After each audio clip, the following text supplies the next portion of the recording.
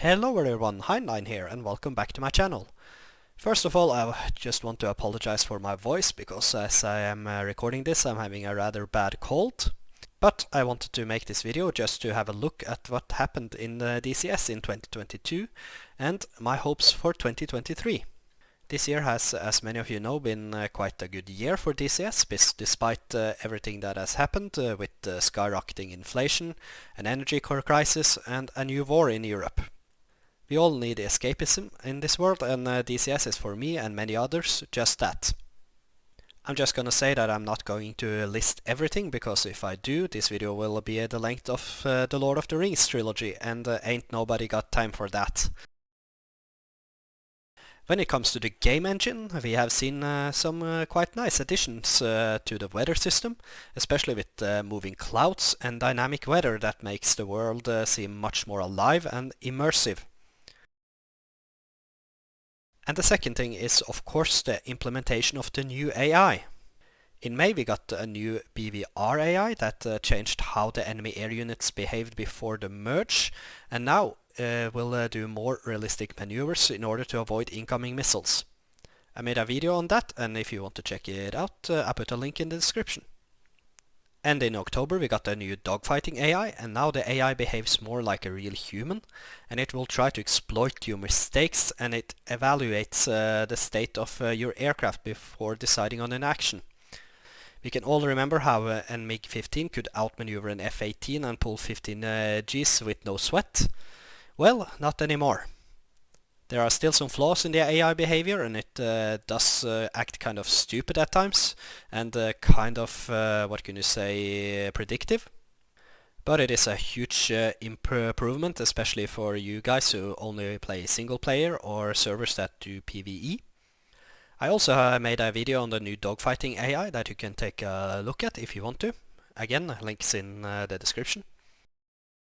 The addition of new ground units like the KS-19 AAA system is also something that has added a lot of, what can you say, flavor to the Cold War environment.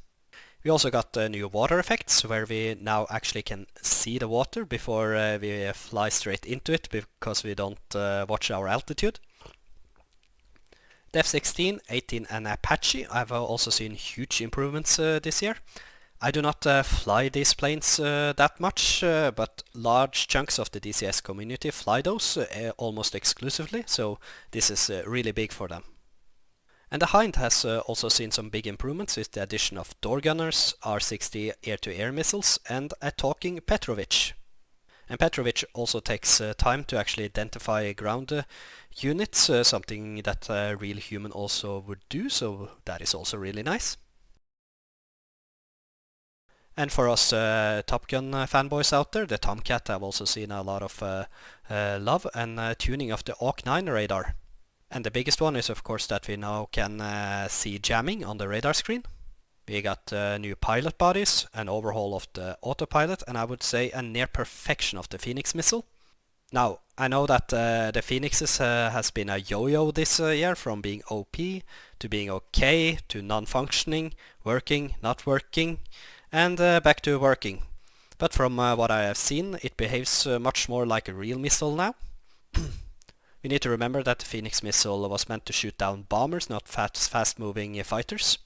I must also admit that I was a bit disappointed that we did not receive the early A model and the Iranian version of the Tomcat, but I'm certain that is because Hitler have been busy with the F-4 Phantom, but more on that later. This year we have seen a few more models enter the airspace. We got the Apache early this year, and then we got the MB339 Italian trainer. We have the beautiful Mirage F1, and at the end of the year we saw the new and overhauled Ka50 Black Shark.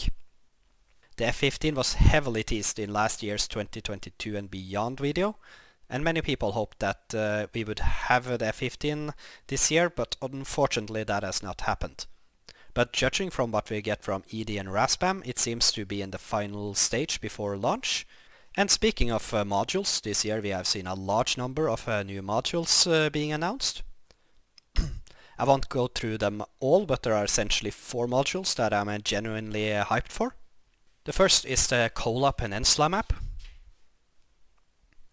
As you may know, I am Norwegian, so it's kind of a given, but I also served my conscription military service up in northern Norway. And northern Norway is a absolutely beautiful place to fly, and it has beautiful nature with mountains, fjords, steppes and harsh weather. The second one is the A1 Skyraider.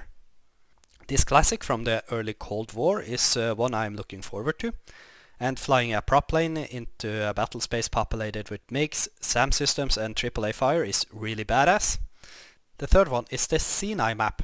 Another desert map, I hear you say? Well, this area has been an area that has seen a lot of conflict ever since the beginning of time, really, and it fits well with all DCS scenarios from 1940 to 2020. And it will fit really well for the last thing on this list, and that is of course the F4 Phantom. The F4 Phantom is the module I am absolutely the most hyped for. I'm a bit sad that we did not get it in 2022 as promised in the trailer, but Heatblur stated that they had employees living in Ukraine, which we all know is at this point in a bit of a pickle, you can say. So a delay is or was anticipated actually once I heard that. This module is a definite pre-purchase for me, and I must admit that I became really happy yesterday when I saw that ED posted this picture with two F4s over the pyramids. But with that said, I think that is it for this video. Like and subscribe if you liked it, and once again, pardon my voice. Have a happy new year all of you, and I will see you in the next video.